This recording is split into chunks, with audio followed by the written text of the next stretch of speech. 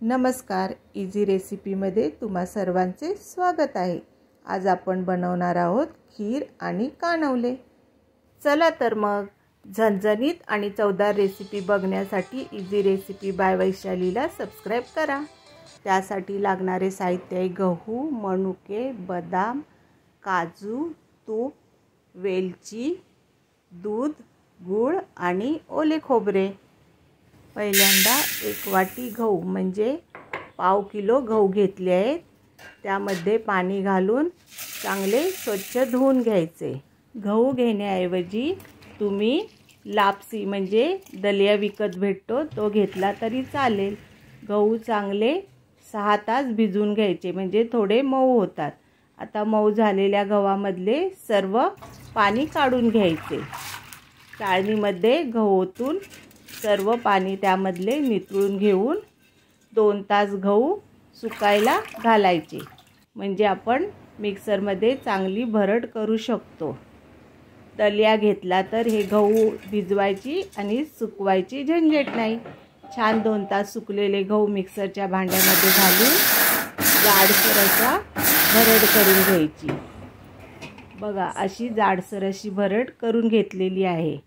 आता आपण करूया गव्हाची खीर। त्यासाठी एका भांड्यामध्ये 4 चमचे तूप घालायचे आणि तूप छान गरम झाल्यावर त्यामध्ये भरडून घेतलेले गहू घालून घ्यायचे आणि हलके गुलाबी रंगावर भाजून घ्यायचे।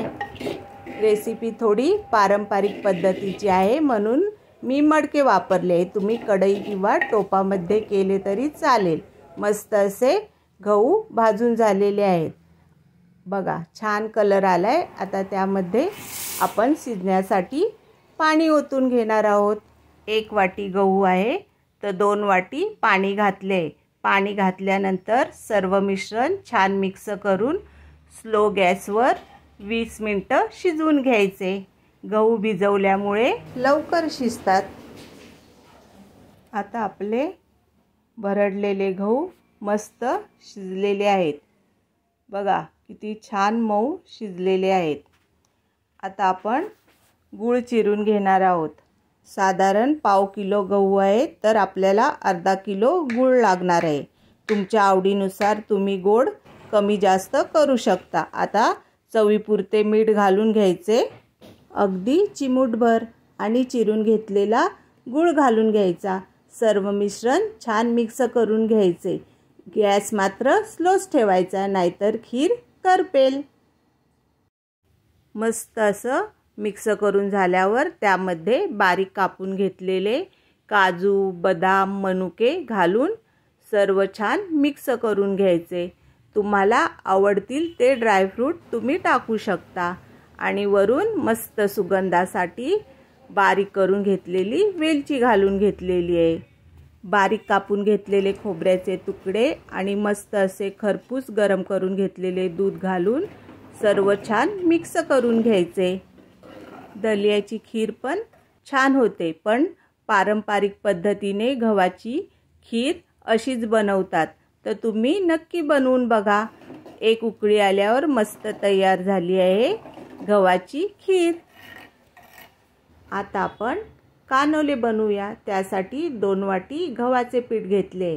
त्यामध्ये 1 चमचा मीठ, 1 चमचा तूप घालायचे आणि थोडे थोडे पाणी घालून मस्त असे चपातीला पीठ भिजवतो तसे घट्ट पीठ भिजवून घ्यायचे। छान असे मऊ करून पीठ भिजून झाले आहे। आता 5 मिनिटं झाकून ठेवायचे।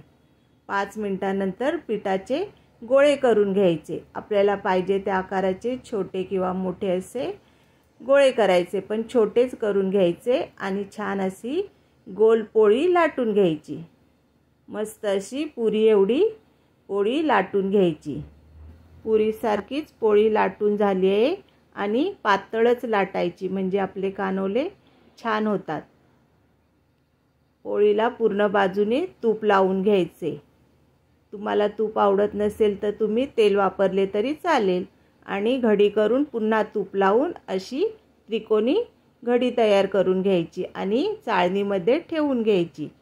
अशाच प्रकारे सर्व कानवले करून घ्यायचे। हा पदार्थ नागपंचमीला खास बनवला जातो। कोणाकोणाकडे तळलेले आणि भाजलेले खात नाहीत म्हणून मस्त टोपावर चाळण ठेवून कानवले 15 मिनटं वाफवून घ्यायचे. मस्त 15 मिनिटांनी तयार झालेले आहेत आपले कानवले. वाह, मस्त झालेत. दिसत आहेत की नाही छान. तयार झाली आपली खीर आणि कानवले. बघा, खीर पण किती छान दिसते. हा, मस्त वासा सुगंध सुटलेला आहे. तर कोणाकोणाला ही रेसिपी आवडली त्यांनी कमेंट करून सांगायला विसरू नका. कानवले पण मस्त तयार झालेले आहेत. अशा पद्धतीचे खीर आणि कानवले तुम्ही एकदा नक्की करून बघा. आणि कसा वाटला व्हिडिओ हे कमेंट करून सांगायला विसरू नका. असेच नवनवीन रेसिपी बघण्यासाठी चॅनलला सबस्क्राईब पण करायला विसरू नका. तयार झालेत मस्त टेस्टी खीर आणि कानवले. या मग खायला.